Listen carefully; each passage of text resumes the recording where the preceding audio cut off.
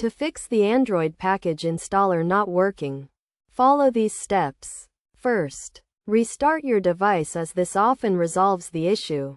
If the problem persists, go to your device settings and select the Apps or Application Manager option.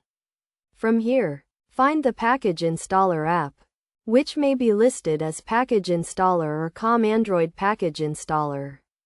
Select the app and choose the Clear Cache option to remove any temporary data that may be causing the issue. Then select the Clear Data option to reset the app to its default settings.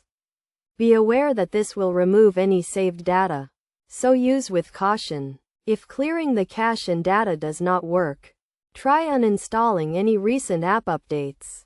To do this, go to the Google Play Store, select the menu option, and choose My Apps and Games. Find the Package Installer app and select the Uninstall Updates option. Another solution is to reset app preferences. To do this, go to your device settings and select the Apps or Application Manager option. Then select the menu option and choose Reset App Preferences. This will reset all app preferences to their default settings. Finally, if none of the above steps work, try performing a factory reset on your device. This will restore your device to its original settings. So make sure to back up any important data before doing so.